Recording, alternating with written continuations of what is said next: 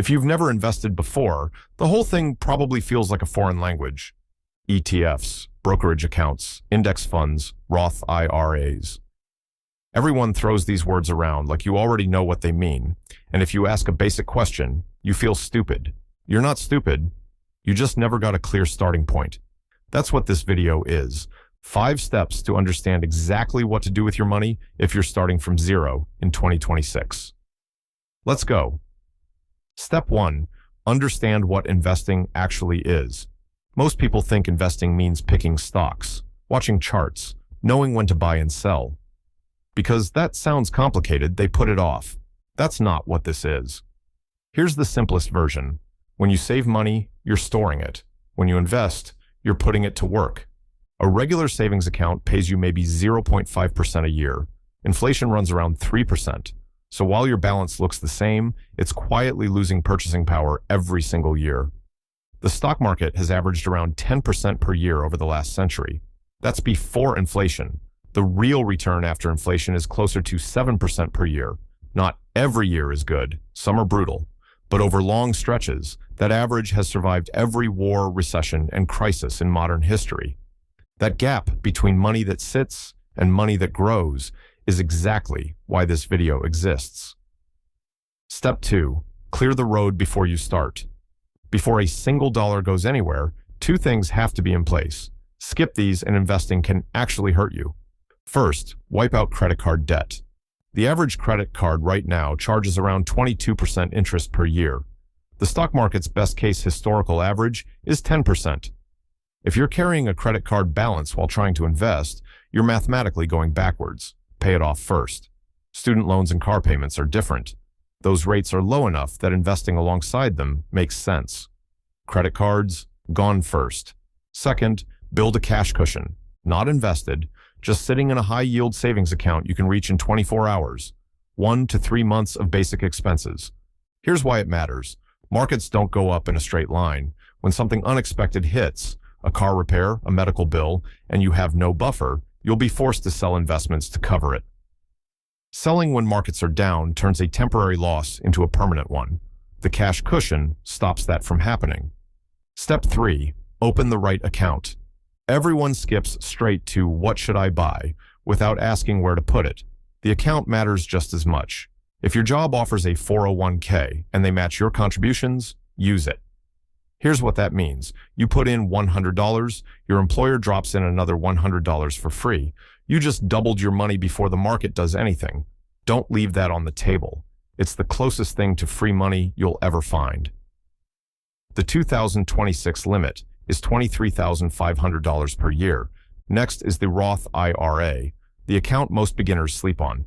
You put in money you've already paid taxes on. It grows, and when you pull it out in retirement, you owe 0 taxes on any of the growth, none. Put in $7,000 this year, it grows to $90,000 by retirement. That $83,000 in profit is completely tax-free. Open one at Fidelity or Vanguard in about 15 minutes. The 2026 limit is $7,000 per year. Once you've maxed your Roth IRA and captured your full 401k match, extra money goes into a regular brokerage account. No tax perks, but no limits either. For most beginners, 401k match first, Roth IRA second. That's the order. Step 4. What to actually buy. Before I tell you what to buy, let me tell you about Ronald Reed. Ronald was a gas station attendant and part-time janitor from Vermont. No finance degree, no big salary, no Wall Street connections. He drove a second-hand car, used safety pins to hold his coat together, and walked extra blocks to avoid feeding a parking meter. When he died in 2014 at 92, his family went to settle his estate and got the shock of their lives. Ronald Reed was worth $8 million.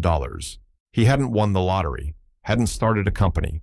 He'd quietly bought shares in solid, boring American companies, Johnson & Johnson, Procter & Gamble, CVS, and never sold them, for decades. He left most of it to his local library and hospital.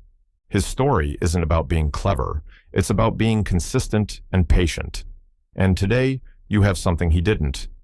Index funds, which do the stock picking automatically across hundreds of companies at once. Ronald had to research 95 stocks by hand. You don't have to do any of that. So what's an index fund? Instead of betting on one company, it buys a slice of hundreds or thousands at once. The most common, an S&P 500 fund, ownership in the 500 largest companies in America simultaneously. When the economy grows, you grow with it. One company has a bad year, it barely moves the needle.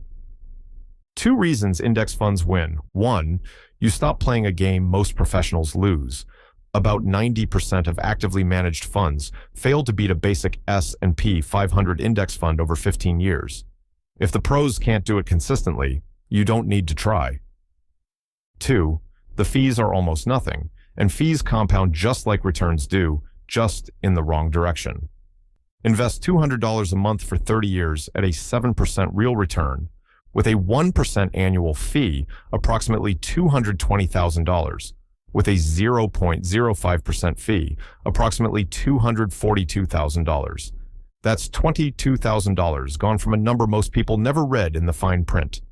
3 index funds worth knowing in 2026, VOO, S&P 500, Vanguard, fee 0.03%, FXAIX, S&P 500, Fidelity, fee 0.015%, VTI, total U.S. market, Vanguard, fee 0.03%. Any of these inside a Roth IRA is a solid starting point. Add complexity later. You don't need it now. Step 5. Set it up so you can't mess it up. Here's what's going to happen at some point after you start. The market drops, maybe 10%, maybe 20%. Your balance looks bad. Headlines say it'll get worse. Every instinct tells you to pull out and wait. That instinct is the most expensive thing in investing. Every significant market drop in the last 100 years has been followed by a recovery. The losses that became permanent weren't from the crash. They were from people who sold during it and never got back in. The solution isn't willpower, it's structure. Automate your contributions. Set a recurring transfer on payday before the money hits your checking account, straight into your Roth IRA or 401k. You never see it. You never decide whether to invest this month. The decision is already made. Consistency beats strategy almost every time. That's the whole edge. Most people in 2026 know they should be investing, have thought about it more than once, and still aren't doing it. It's not that they don't care. Starting just feels harder than it is. You now have the steps, the account to open, what to put in it, how to keep going without getting in your own way. The only thing left is the part nobody can do for you. My last video broke down how 2 people built a $401 million company using AI, and what stood out wasn't the AI part. It was how they handled risk before they had anything to lose. Same mindset we just covered. If you haven't watched it, it's right there on screen.